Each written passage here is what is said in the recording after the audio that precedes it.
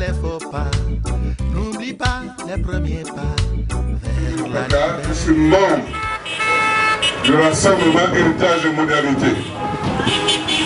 Et donc, dans le cadre de la coalition que Jean Gaspard essaie de vivre autour de sa personne, je suis avec vous, avec Jean Gaspard, pour essayer de rencontrer nos concitoyens pour échanger sur l'actualité. Donc, c'est un honneur, c'est un plaisir. Je ne veux pas monopoliser la parole. On vous a expliqué le concept. Et je vais donc inviter ici...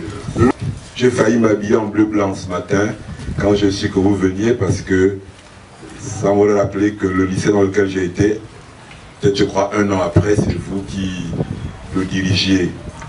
Et je pense que chacun en garde un souvenir particulier parce que vous êtes arrivé là à un moment où je peux avoir, moi, l'honnêteté de le dire, votre prédécesseur avait un peu mis ce lycée qui était le visage du Gabon sans dessus-dessous. Et on vous a fait venir pour remettre les choses en l'état. Ça doit rappeler aux gens que on ne naît pas homme politique et que quand on devient un homme ou une femme politique, on a d'abord eu une vie, une carrière, un métier qu'on a exercé. Et je pense que dans le milieu de l'éducation aujourd'hui, nul ne peut contester constituer ce qu'on peut appeler dans le métier une autorité.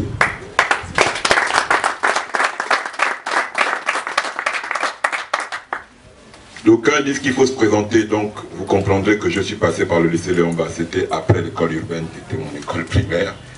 C'est au lycée Léon-Bas que j'ai fait toutes mes études secondaires.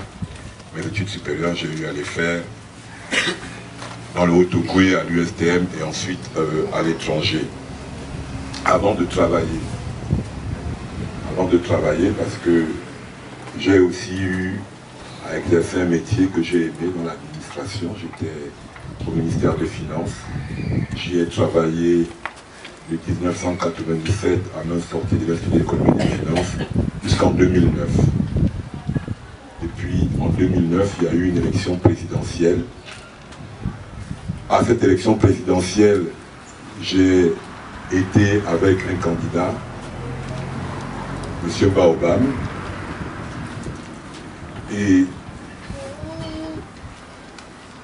on pensait à ce moment-là que notre pays était en train de se démocratiser. Qu'à la faveur d'une élection présidentielle, chaque citoyen pouvait choisir de soutenir un candidat. L'élection s'est très mal déroulée. Elle s'est très mal déroulée. Mais après l'élection, le pays lui-même a basculé. J'ai presque été obligé d'arrêter le métier que j'exerçais. Des milliers de Gabonais qui étaient dans l'administration ou dans le secteur privé parfois, quand ils n'avaient pas soutenu celui qui s'était imposé au pouvoir et qui avait perdu l'élection, ont perdu leur travail. J'ai été de cela. Mais ce n'est pas tant le fait que j'ai perdu mon travail en 2009 dans l'administration qui est intéressant. Ce qui est intéressant, c'est que moi, j'ai pu retrouver rapidement une activité professionnelle peut-être même plus intéressante que cette administration aurait pu m'offrir, puisque je suis allé travailler à la Banque mondiale. Ça m'a juste rappelé à ce moment-là ce que mon pays m'avait le plus donné. C'était les études que j'avais eu à faire, qui faisaient que je pouvais travailler au Gabon, je pouvais travailler à l'étranger. Je faisais de la politique et je pouvais travailler à l'étranger. J'ai été amené et je suis amené quotidiennement à conseiller plusieurs gouvernements. Ce matin encore, avant de venir ici, j'étais en train de finir de corriger un rapport sur la réforme des finances publiques en RDC que la Banque mondiale m'a confié. Parce que mon pays m'a offert une formation. C'est comme ça que je gagne ma vie désormais. Je m'amuse souvent à dire à certains, moi, Je peux embêter Ali Bongo au Gabon comme je veux. Je pars 1 mois à l'étranger. Quand je reviens, on m'a payé pour 10 mois. Après, je peux m'amuser.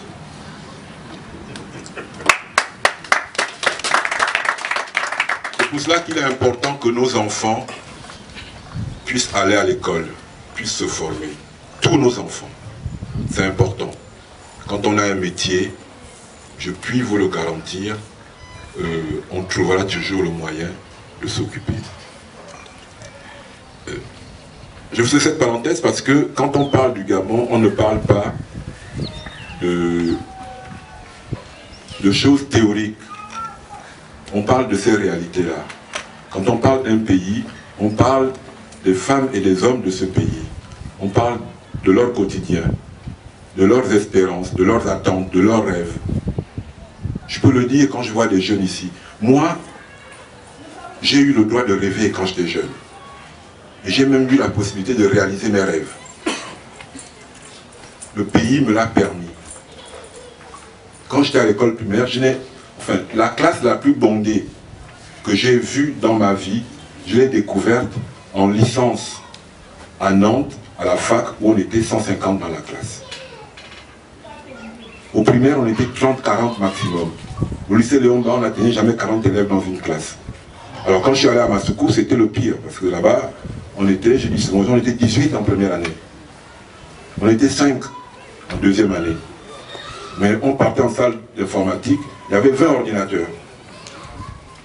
On disait souvent chez nous, c'est le recteur Minsa qui nous disait, votre classe n'est pas rentable, il y a plus d'enseignants que d'élèves dans votre classe.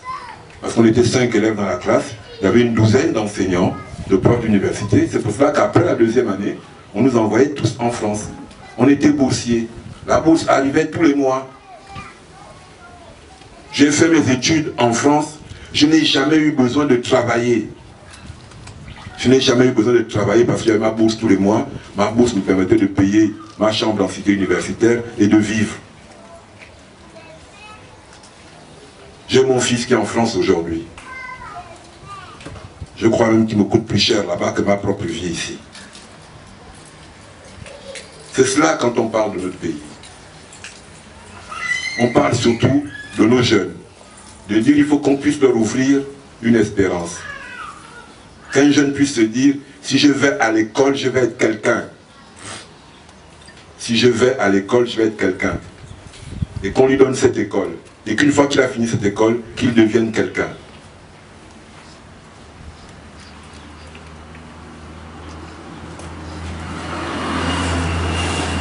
Marcel est là, et je peux en parler. On appelle maintenant Marcel fonctionnaire. On appelle maintenant Marcel 700 milliards. On dit, il coûte cher, il faut couper. Non, l'Ibama est enseignant. Il est enseignant. S'il n'existe pas, nos enfants n'ont plus d'éducation, d'enseignement, d'instruction. Et ça a un coût, oui. Mais on ne peut pas dire que l'ajustement va se faire en disant, Libama, tu pointes le matin et on coupe la moitié de ton salaire. Ce n'est pas possible. C'est le grand débat que nous avons dans notre pays avec nos concitoyens, avec nos compatriotes qui se retrouvent frauduleusement au pouvoir. Ce n'est pas un problème d'individu en tant que tel. Ce n'est pas quelqu'un qui... Non. Ils ont pris en otage le destin de tout notre pays. Ils ont commencé par le prendre en otage dès lors que, au moment où on nous a demandé de choisir la femme ou l'homme qui va conduire le pays, on a fait le choix d'autres personnes à 2 reprises. En 2009, les Gabonais ont dit on va choisir Baobab. Ils se sont imposés parce qu'ils avaient des armes. Ils se sont servis de tous les artifices possibles.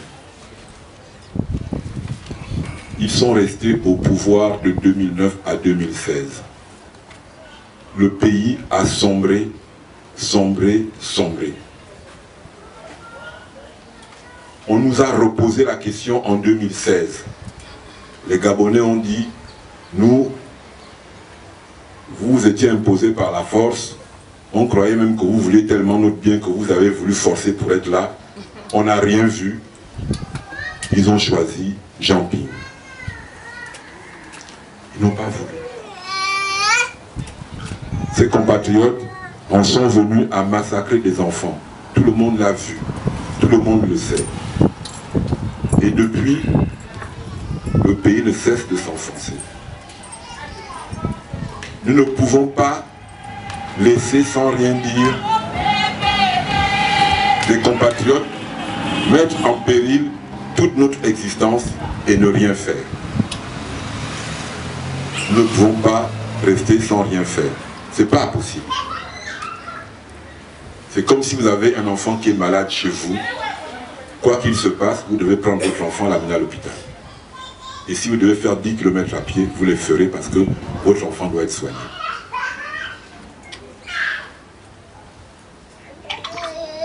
Nous ne pouvons pas condamner le fait que des compatriotes aient massacré des enfants pour s'imposer au pouvoir et entrevoir de faire la même chose qu'eux. Moi, je n'ai de cesse de le dire. Regardez le monde tel qu'il se présente à nous. Le point commun entre tous les pays qui prospèrent, c'est que ce sont les peuples qui choisissent leurs dirigeants. Le point commun entre tous les pays qui prospèrent, vous allez prendre la Nouvelle-Zélande, vous n'en entendez jamais parler, ils vivent bien là-bas. La Finlande, la Suède, la Norvège, enfin, même en Afrique aujourd'hui, les pays qui semblent se relever sont les pays qui ont admis à un moment ou à un autre que ce sont les peuples qui choisissent leurs dirigeants. Je puis vous garantir que j'ai vécu 2 ans à Dakar. Nous nous connaissons dans notre pays, nous savons quel regard nous portons sur nos frères et sœurs d'Afrique de l'Ouest. J'en suis revenu très humble. J'ai vu un pays qui vivait, qui se construisait. Le Sénégal n'a pas de ressources naturelles. Mais le dynamisme que j'ai vu au Sénégal me faisait honte pour mon pays. Je puis vous le dire. Et j'ai compris quelle était la force d'une démocratie dans un pays. Ce qu'une démocratie apportait à un pays. Nous devons nous battre pour que notre pays soit une démocratie. Nous ne devons pas nous battre pour être au pouvoir. Ça ne sert à rien de se battre pour être au pouvoir. Mais croyez-moi que nous avons aussi parfois, les femmes et les hommes politiques, envie d'entendre nos concitoyens, de les écouter. Parce que c'est eux aussi qui vivent une réalité qui à un moment donné peut nous échapper. Il y a des jeunes ici, je m'amuse souvent à dire, moi je ne suis plus locataire. Donc je ne sais pas quelle est la difficulté qu'un jeune rencontre aujourd'hui pour trouver une maison à louer ou pas. J'ai envie de pouvoir l'entendre. Je n'ai plus d'enfants à l'école primaire. Donc, je ne suis plus sensible au nombre d'écoles qu'il peut y avoir à Ngondje et savoir si elles sont suffisantes ou pas. Voilà pourquoi ça doit pouvoir être un échange où chacun exprime ses préoccupations, ça peut être aussi ses craintes, ça peut être ses interrogations ou ses satisfactions. Donc j'aimerais vraiment que nous puissions avoir cet échange cet après-midi avec les uns et les autres. Je vous remercie. Bonsoir. Déjà, je suis ravi d'être là ce soir avec tout le monde. Pratiquement des inconnus, parce que je n'ai que 2 ou 3 frères. C'est très plus plaisant de partager ce genre de moments.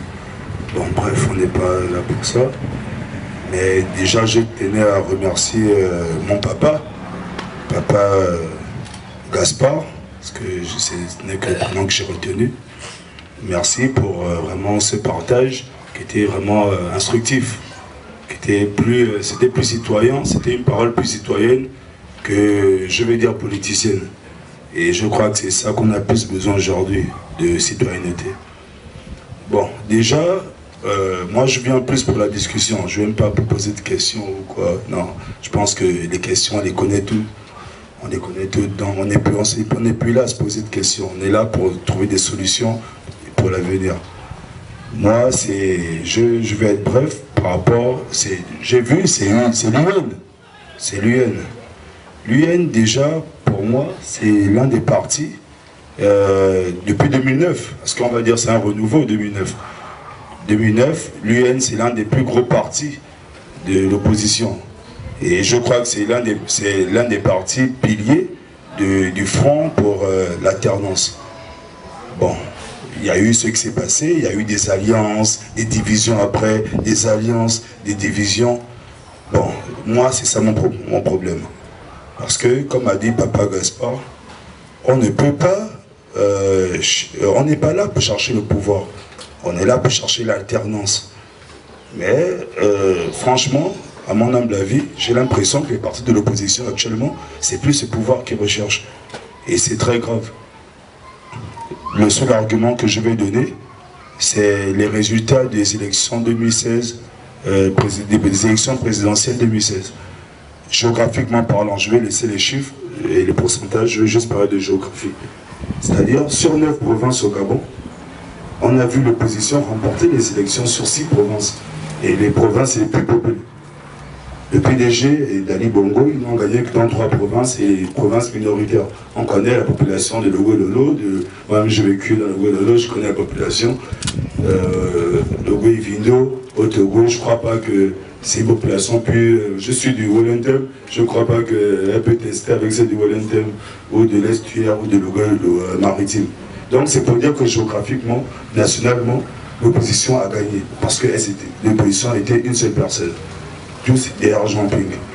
Que ça soit l'UN, que ça soit Démocratie Nouvelle, que ça soit ci ou cela, tout le monde était derrière Jean-Ping. Et le résultat, c'est qu'ils ont remporté les élections dans la majorité des provinces et les plus peuplées au Gabon.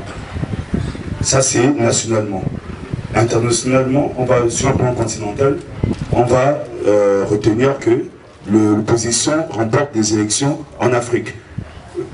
Gabonais en majorité, en Europe, Gabonais en majorité, en Amérique, Gabonais en majorité. Et puis des ne gagnent qu'en Asie, qui est vraiment la minorité.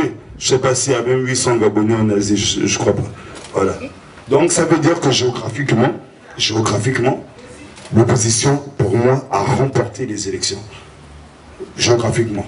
Bon, si on prend le même comportement de l'opposition dans l'élection présidentielle, on le ramène dans l'élection législative ou locale. Pour moi, le PDG est foutu à plat de couture. Parce qu'on retrouvera une opposition dans une seule personne qui gagnera dans toutes cette région. Et on aura plus de députés à l'Assemblée nationale. Tout simplement. Donc, je suis vraiment désolé de voir qu'après l'élection 2016, que moi j'ai vu, et là où j'ai vu vraiment une bonne prestation, mais de voir encore que cette même opposition se divise encore. Aujourd'hui, on est en train d'aller aux législatives, d'autres sont là-bas, d'autres sont là-bas, d'autres sont là-bas, d'autres sont là-bas. Mais ce qu'on ignore, c'est qu'en se divisant, on rend le PDG encore plus fort. On rend le PDG encore plus fort. Donc, moi, c'est juste un conseil, il y a encore du temps. Moi, je suis pour une conférence ou un congrès, ou peu importe, mais un rassemblement. Ce que moi j'espère pour l'opposition, c'est d'avoir le même comportement que 2016. Peu importe la personne ou les personnes, mais le même comportement. Et je suis convaincu que si l'opposition a le même comportement, l'Assemblée sera bornée que de l'opposition. Peu importe le parti politique, l'opposition primera l'Assemblée nationale. Voilà. Oui, merci. Comment vous vous appelez? Monsieur Guédaminsa Erol. Erol, d'accord. Erol. Merci beaucoup pour le propos que vous avez eu. Vous savez, comme vous dites, moi je suis à l'Union nationale. En 2016, on a tenu un congrès. On a fait venir 1000 congressistes de notre parti ici au Noé Palace. Ça s'est même passé en direct à la télévision. On a élu notre candidat. On a désigné notre candidat en interne. C'était Casimir Oyemba. On a même eu le soutien de l'ADER, le soutien de l'UPG à l'époque de Moukani. La question de la candidature unique s'est posée. Moi, je faisais partie des 5 personnes qui représentaient Casimir Oyemba aux discussions. 4 jours, 4 nuits. La campagne avait commencé. Casimir Oyemba a accepté, justement pour l'objectif que vous désignez, de retirer sa candidature. Je vais même aller plus loin en disant, il a retiré sa candidature à l'intérêt du pays, sans même demander l'autorisation du parti. Parce qu'il était convaincu que ce qu'il faisait, c'est ce qu'il fallait faire. Nzouba a consenti le même effort. Ngoulakia a consenti le même effort. C'est pour cela que Jean Ping a été plébiscité par les Gabonais. Donc ce que vous dites est exact. Si Jean Ping a été élu de manière aussi éclatante, de manière aussi évidente, c'est parce que nous avons privilégié l'alternance à la quête personnelle du pouvoir.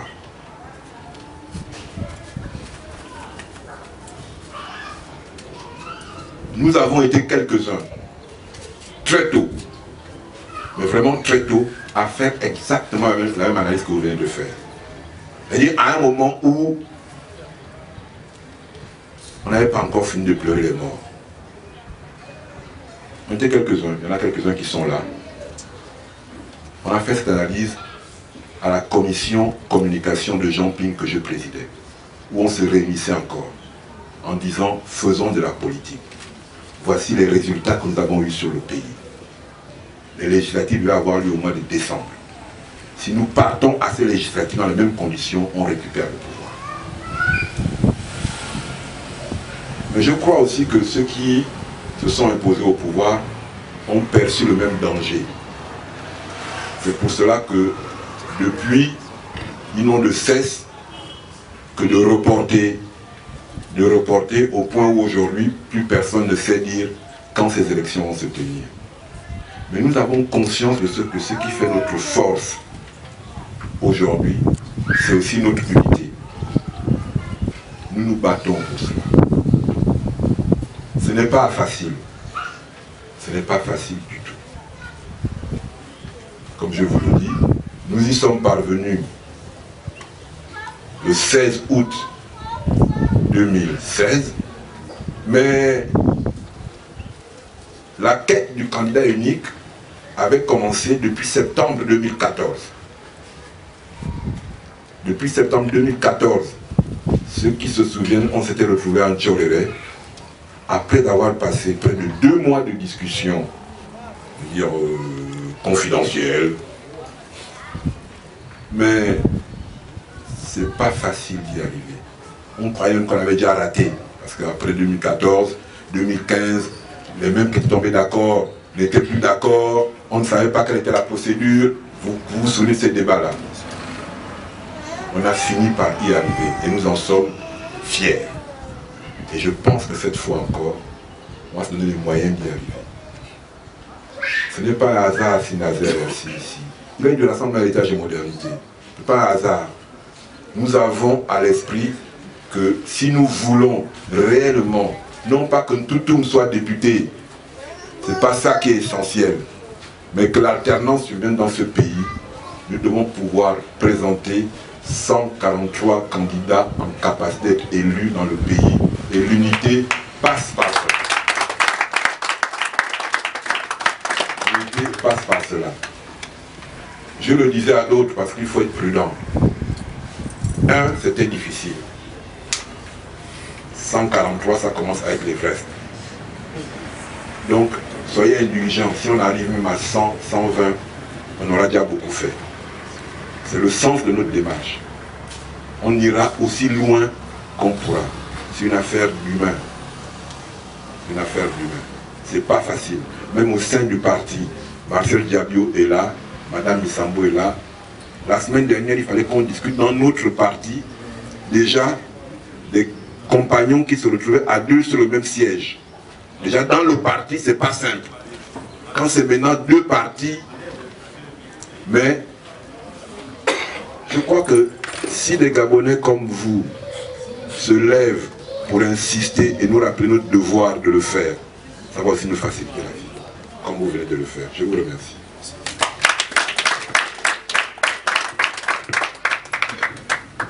Le micro est ouvert. Qui d'autre veut prendre la parole? Merci. Alors, ma question, justement, c'est par rapport aux législatives. M. Jean Gaspard l'a dit tantôt. L'élection législative aurait dû se tenir en décembre 2016. Aujourd'hui, ça fait, on va dire, 18 mois que le gouvernement fait traîner les choses en longueur. Est-ce que c'est voulu parce qu'ils savent que, étant donné la dynamique qu'il y a au niveau de l'opposition, ils vont perdre, ou on risque d'être dans une situation dans laquelle, par exemple, on se retrouve en RDC où le pouvoir aussi fait la même chose. Parce que là, on est en train de traîner en longueur. Mais d'un point de vue constitutionnel, est-ce que c'est logique ce qui est en train de se passer? C'est ma première question.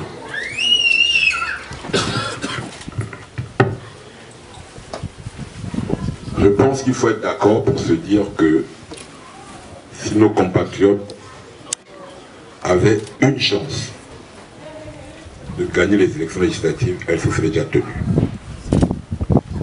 S'ils avaient une chance de les remporter, elles se seraient déjà tenues. C'est parce qu'ils savent qu'ils ne peuvent pas remporter ces élections législatives qu'ils ne veulent pas qu'elles se tiennent. Est-ce constitutionnel? Vous savez, va être difficile d'écrire l'histoire de ce pays. Ça va être difficile. Ce que la Cour constitutionnelle a fait le 28 avril 2018. Les étudiants en droit d'aujourd'hui, leurs enfants, leurs petits-enfants, ils trouveront ça dans les manuels.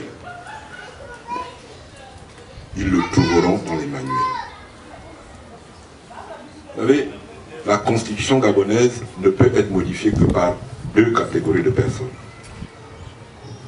Les citoyens, par voie de référendum, ou alors le Parlement réuni en congrès. Ce sont les seuls qui ont le droit de modifier notre constitution. Le 28 avril, c'est la Cour constitutionnelle du Gabon, la Cour constitutionnelle du Gabon, qui a modifié la constitution gabonaise. Pourquoi? Ils se sont retrouvés dans la situation où, de report en report, on se retrouve le 28 avril, les élections n'ont pas eu lieu, le délai de report, le dernier délai de report qui leur avait été fixé est forclos,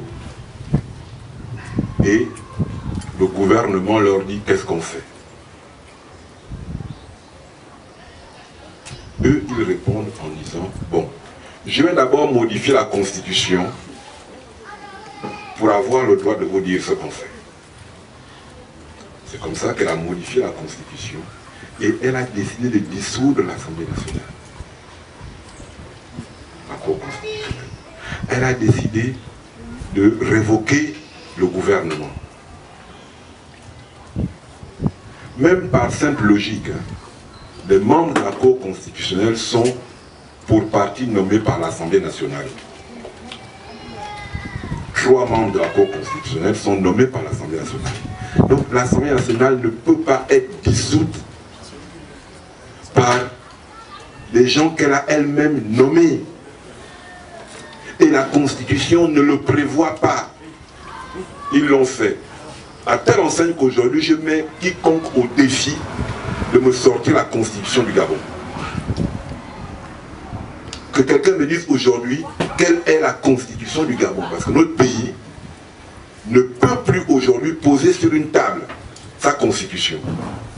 Parce que si on pose sur la table la Constitution, il y a 2 hypothèses.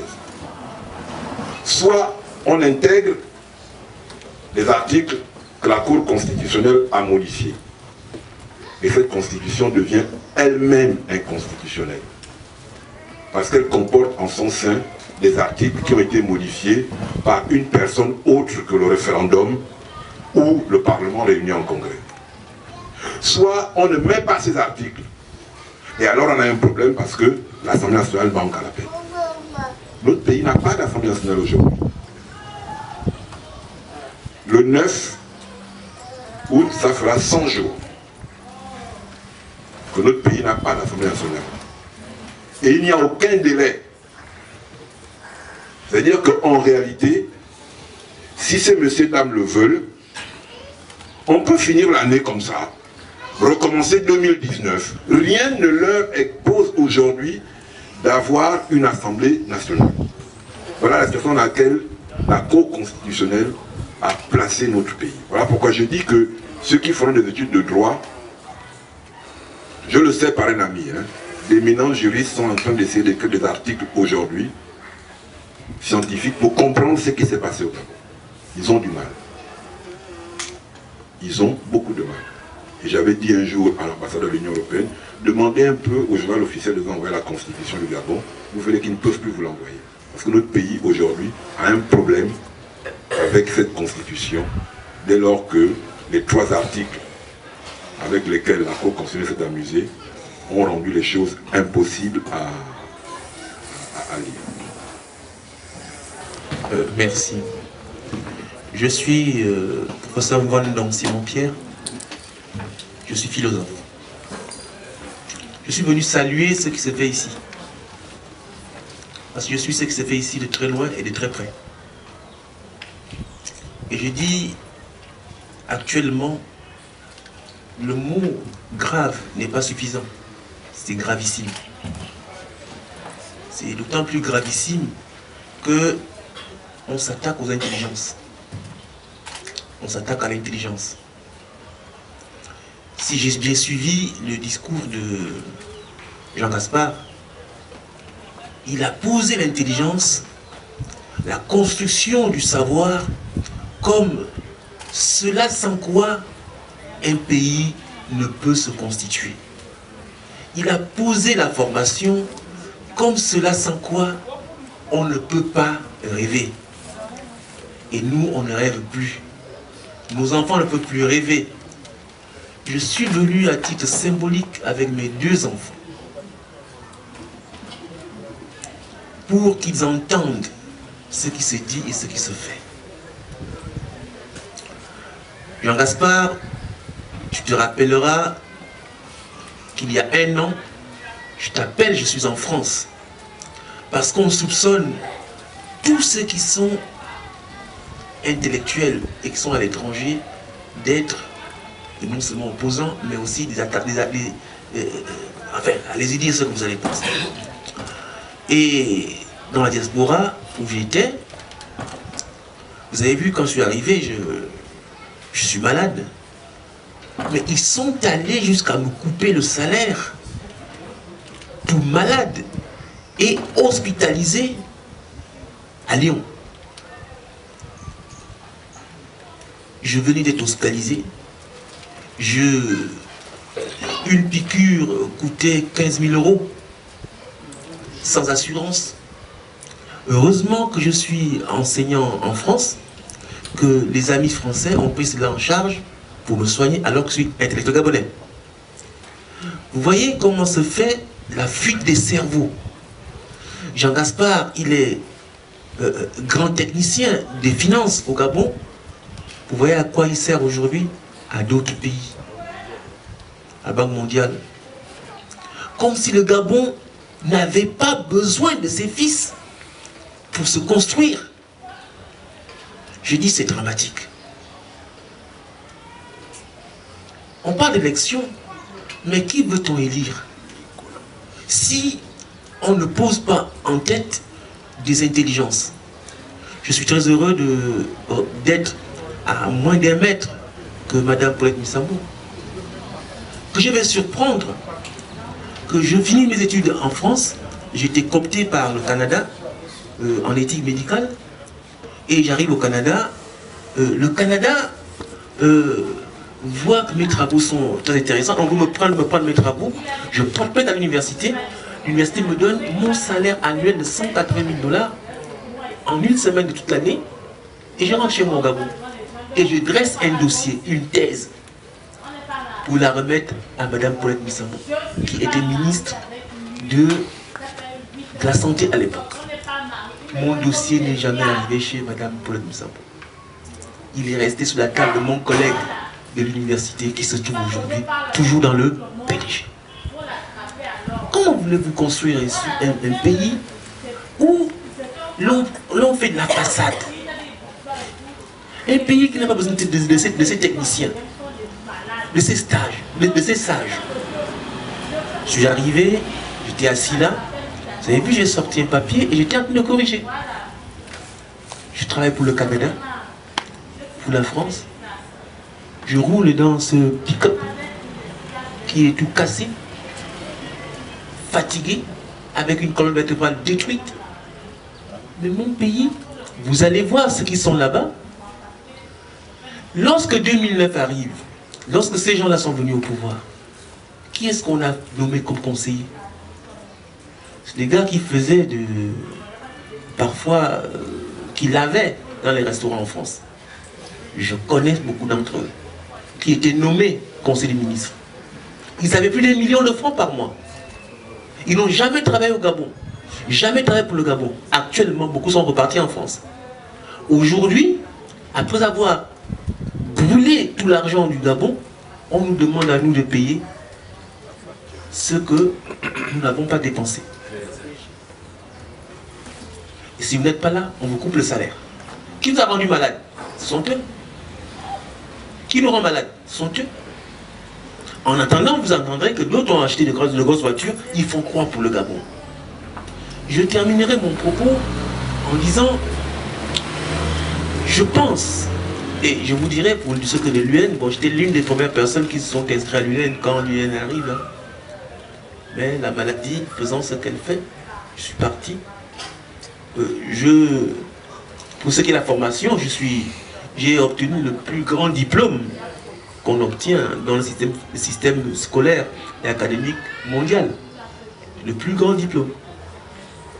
Après le doctorat. Mais qui me connaît? On vous nommera toujours à côté de vous celui qui n'a pas du tout la moitié de votre expertise. Comment voulez-vous construire un pays avec cela? Alors je pense donc que quand j'ai devant moi un monsieur comme Jean Gaspard qui met d'abord en avant son expertise scientifique et qui dit je veux servir, il faut le suivre. Il faut le suivre. Il faut partir des 4 points de Libreville pour dire Jean Gaspard, continue, je suis avec toi. Même si je ne marche pas, je cours derrière toi parce qu'il le faut. Il faut qu'on choisisse ceux qui peuvent. Et ce qu'on appelle la représentativité. Et quand on a des gens représentatifs, on s'accole à eux, on est capable de lire son avenir, on est capable de rêver. Mais quand on ne peut plus rêver avec certaines personnes, il faut les déposer. Quand un peuple ne se reconnaît plus dans ses dirigeants, le peuple dépose ses dirigeants. Et l'élection, comme ils viennent de dire, sont l'occasion de les déposer. Et là, si l'opposition est absente, c'est un désastre. Je vous remercie. Nous avons un point de modèle là.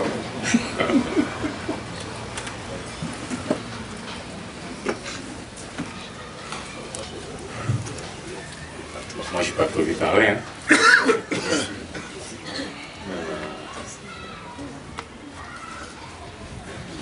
Je crois que le professeur a tout dit. Il nous revient d'agir. Je ne vais pas souvent au causeries. Je suis venu spécialement pour Jean Gaspard. Parce que c'est un homme exceptionnel. Hier, il était à notre AG, malgré ses causeries. Et je suis venu dire à ce petit frère qu'il est le prototype d'élu que nous avons besoin. C'est-à-dire présent dans l'hémicycle, présent aussi dans la rue.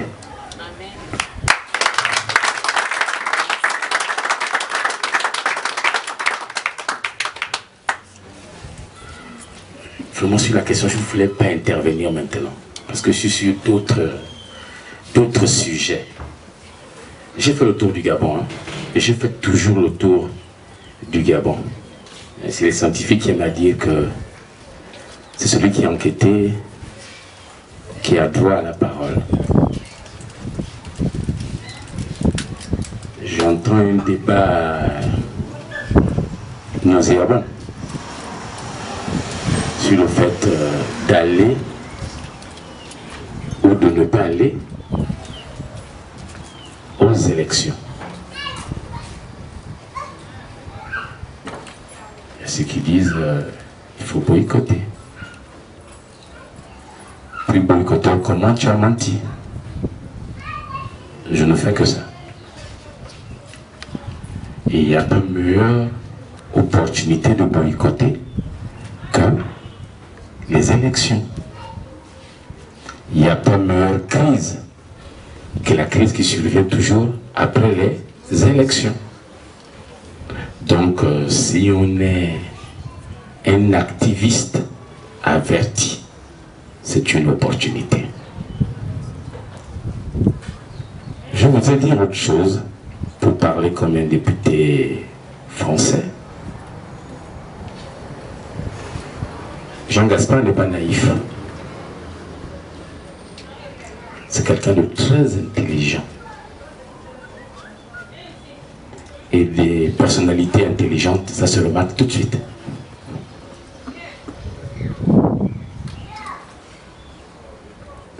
L'Assemblée nationale, c'est quoi?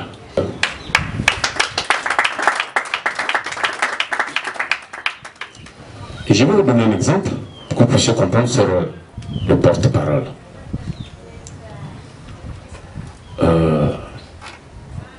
Monsieur Idriss Ngari,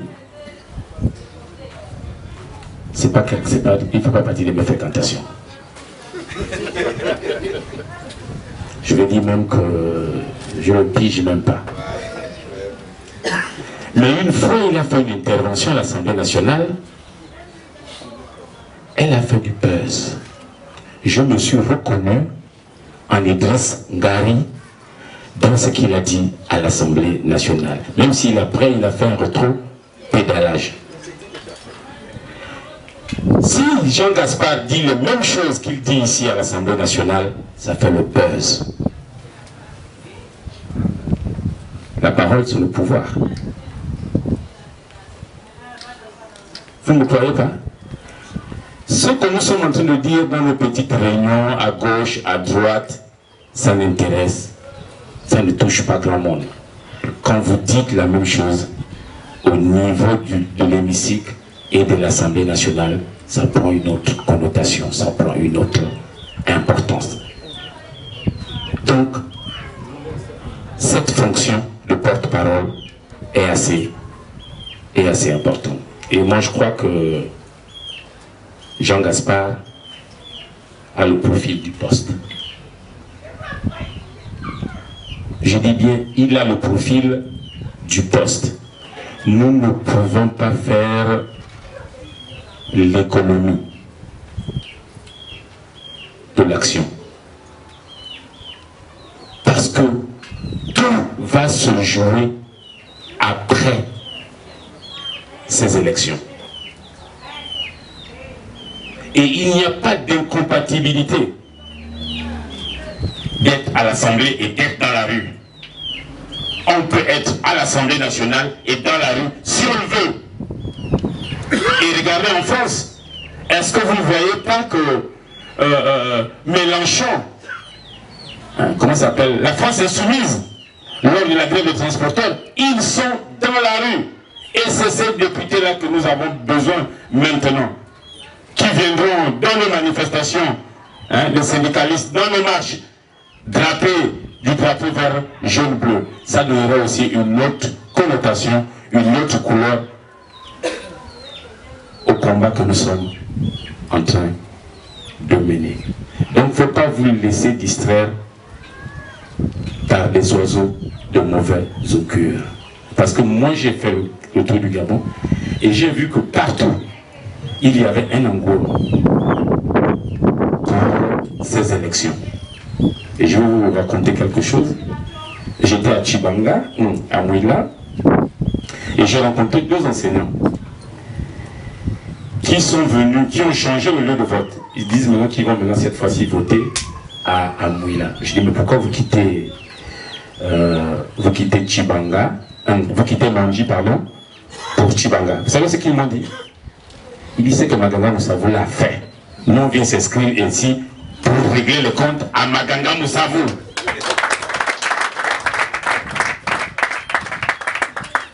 Je vous raconte des choses comme ça. Je suis allé dans le Haut-Togo et j'ai vu qu'il y a un candidat qui est sur un siège à Mounana qui fait un transfert de population extraordinaire. Et les gens étaient contents. Ils me disent, monsieur, on en a déjà vu ici un ancien ministre des Travaux publics qui postule un poste à Mwanda avait fait aussi ce transfert de population.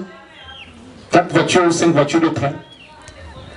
Et il avait perdu l'élection face à Jean-Valentin Léama. Et après, les enfants sont venus réclamer les billets pour le retour. Il a dit non, allez-y, je vous ai amené et vous avez voté Jean-Valentin, qu'il vous paye les billets d'avion. Ils ont menacé de brûler chez lui, il a payé. Et il a payé le billet pour revenir. Donc je remarque que le peuple, les Gabonais veulent aller, contrairement à ce que les gens disent sur le terrain, je constate que les Gabonais veulent aller aux élections. Et le leader, ce n'est pas celui qui accomplit ses attentes. Le leader, c'est celui qui accomplit les attentes du peuple. Maintenant, le travail des leaders, c'est de faire en sorte que le vote des Gabonais soit pris en considération. C'est de leur mission. C'est de leur mission. Et je veux terminer pour vous dire que si je parle à voix basse, hein, je reviens du Uruguay. Ce qui s'est passé là-bas, mais c'est de notre faute. Hein. Si j'avais été président de la commission électorale là, Ping serait aujourd'hui au bord de mer. Si l'élection s'était déroulée à Mwanda, ça ne serait pas passé comme ça. Nous n'avons jamais, je dis bien jamais, fait le bilan de ce qui s'est passé dans le Haut-Togo. On ne s'est jamais posé la question, comment sommes-nous arrivés à un tel résultat? C'est parce que tout le dispositif que l'opposition avait mis dans le Haut-Togo a failli sur toute la ligne. J'aimerais un jour que nous fassions ce débat-là. C'est dommage, mais c'est très important pour une activité de faire toujours un bilan. Parce que le bilan, même quand on a perdu ou quand on a gagné, c'est très important pour relever ce défi-là. Donc, Jean Gaspard, je tiens à t'apporter mon soutien. Et c'est pas un soutien de la bouche. Je suis encore sur d'autres mers. Mais le moment venu, nous sommes un petit pays. Et je suis convaincu que cette circonscription ne pourra pas t'échapper. Ne pourra pas t'échapper, pas parce que, avant pas parce que seulement tu es à l'Union nationale, mais parce que tu es un Gabonais très intelligent, très compétent, et j'ai eu à le constater lors d'une conférence que vous avez animée conjointement avec l'économiste Moïse sur la tête du Gabon. Donc c'est à nous, c'est à vous, jeunes, de faire en sorte que demain, nous ayons comme député de ce siège Jean Gaspard Aïe. Je vous remercie. Guima Balu Sylvestre. Il est souvent difficile d'intervenir après après M. Lebama parce qu'il est préparé pour ça, mais simplement pour appuyer tout ce qu'il a dit et dire à Jean Gaspard bravo et bon courage. C'est une mission difficile et tous les amis du roi ne sont pas souvent dans la cour. Il ne faut pas souvent attendre que lors des causeries, tout le monde soit là. Si tu attends ça, tu peux un peu passer à côté. Tout le monde ne pourra pas être là. J'avoue ton courage et je t'encourage.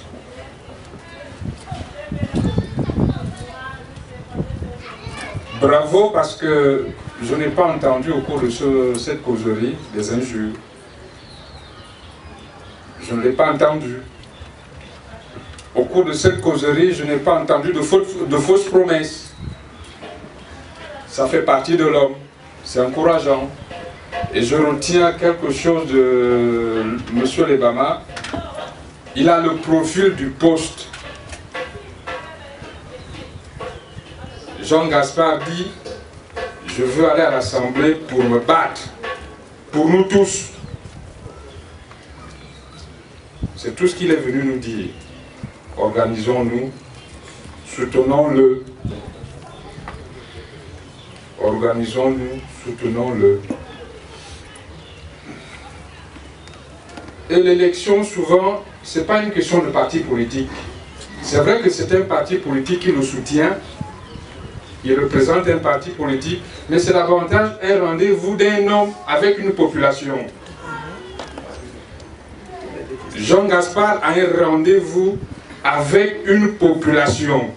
Moi, je ne suis pas membre de l'Union nationale, mais je suis derrière Jean Gaspard. Que ceux qui sont du PDG, qui se reconnaissent dans le combat de Jean Gaspard, s'alignent. Pas de restriction.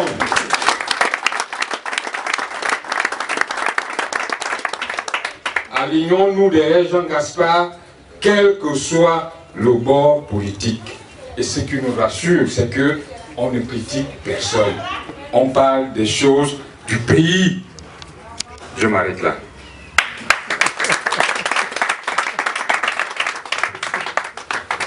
Ok, la parole aux jeunes. Non, jeune homme. Bonsoir tout le monde. Bonsoir. Excusez-moi, j'ai un peu la voix qui a pris un coup. Je m'appelle Eyi Mexon Noël.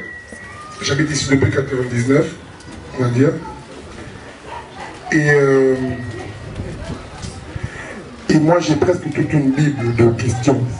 Sinon, j'ai plus qu'une bible de questions. Et vu que j'ai pas tout le temps et que chez nous au Gabon, ma mère m'a toujours dit il faut respecter les grandes personnes. Oh, pardon. Un petit n'a jamais raison de voir un grand d'après ma mère. Là, normalement, excusez-moi si je remets le chapeau. Là, normalement, depuis que je suis assis, il y a une seule question que j'ai envie de poser. Depuis que je suis né, sinon depuis que j'ai commencé à prendre conscience de certaines choses, c'est pas la première fois que je vis ce que je suis en train de vivre là tout de suite. Alors, une des questions, vraiment une des questions de ma bible de questions qui me vient tout de suite à l'esprit depuis tout à l'heure, c'est qu'est-ce qui va réellement se passer? Est-ce que ce sera encore la même routine? Excusez-moi du mot routine. Jusqu'à aujourd'hui, je m'excuse encore. Vraiment, je demande pardon. Vraiment, je demande pardon si je choque. Mais qu'est-ce... Tonton Jean Gaspard, il a bien raison. Monsieur, tout le monde a raison. Tous ceux qui sont venus pour parler et qui ont expliqué à moi et à tout le monde, ils ont raison. Il a le profil de l'emploi. Mais j'ai entendu, il a le profil de l'emploi déjà au moins 15 000 fois. Mais au finish, il n'y a pas de profil de l'emploi. Le fait est là. On est tous d'accord. Le pays va mal. Il y en a qui sont formés, qui sont gabonais de père et de mère, de l'arrière-grand-père à l'arrière-grand-mère, mais qui n'exercent pas au pays, qui n'exercent pas au Gabon. J'ai bien aimé le rêve. On n'a même plus le droit de rêver. Moi, personnellement, moi, médecin, j'ai plus le droit de rêver, mais je regardais où? Moi, je n'irai jamais à l'Assemblée nationale en culotte avec ma vanne. Jamais. Jamais j'irai là-bas. Il faut quelqu'un qui a là-bas pour moi et qui me dise, ce que moi, j'ai à dire. C'est pour ça que je pense qu'après mon enseignant ici, le député, c'est celui qui parle, il a expliqué terre à terre. C'est celui qui parle pour le peuple. Parce que c'est pas de l'amalgame, là, on ne va pas nous tous dire ouais, non, non. C'est quelqu'un qu'on représente, on est derrière vous. Si et seulement si, vous parlez pour nous. Je m'excuse encore parce que je veux bien, mais je n'arrive pas à oublier que ce n'est pas la première fois. Alors, là, moi, je vais rameuter 15 000 personnes, je vais conseiller, convaincre des gens pour qu'on puisse suivre tonton Jean Gaspard. Excusez-moi, tonton Jean Gaspard, pour qu'il puisse parler pour nous. Mais après, comme d'habitude, excusez-moi, comme d'habitude, ben, ce sera la même chose. L'Union nationale, par exemple, c'est un parti pour qui j'ai beaucoup d'affection. Entre parenthèses, j'aime bien UNN. Ça fait un. C'est Union nationale, carrément. Mais Union nationale, ça donne un, mais on n'est pas un. J'ai écouté mon tonton à côté là-bas qui est venu dire pourquoi est-ce qu'on suit? Pourquoi est-ce qu'en 2016, excusez-moi, je ne suis pas très politicien, c'est vrai que je parle beaucoup. Pourquoi en 2016, il s'est passé ce qui s'est passé? Voilà une autre question. Comment on va faire pour régler le problème que nous tous ici, nous sommes bien conscients qu'il y en a un? Il y a Tikenja Fakoli, je crois, qui a dit le pays va mal. Alors, le pays va mal. On est bien, on est tous partis au CP1, au second, bac et tout le reste, donc on est intelligent normalement. Alors comment un peuple intelligent arrive à se laisser, pas corrompre, mais arrive à se laisser, je veux dire ça comme ça, arrive à se laisser, à faire ce qu'on se fout de sa gueule comme ça. Ça sort comme ça sort. Parce que moi ce que je veux honnêtement, si je suis là debout, je m'excuse parce que j'ai pas la bonne tenue vestimentaire. Si je suis là debout, c'est pour qu'on me dise cette fois c'est la bonne. Vas-y, tu peux, cousin. Si c'est la même chose, c'est pas la peine alors. Si après, autant qu'on fasse comme, je ne dis pas le nom, autant qu'on fasse comme d'hab. Ouais, vas-y, viens sur la main. Tu vas prendre 5 000 ou tu vas Bordeaux. Autant qu'on continue à faire ça. Parce que si on vient s'asseoir pour écouter certaines personnes, je ne dis pas les noms, pour écouter certaines personnes, nous, Gabonais, nous, on arrive à boire nos bières. On arrive à vivre, à survivre, parce qu'au Gabon, on ne vit pas en survie. Et la question est là, pourquoi est-ce qu'on devrait être obligé de survivre dans notre pays alors qu'il y a... et c'est écrit, hein, oui, c'est écrit, noir sur blanc, il y a des gens... Sinon, il y a des personnalités, des individus, excusez-moi, il y a des êtres humains qui sont là pour éviter qu'on survive, pour qu'on vive.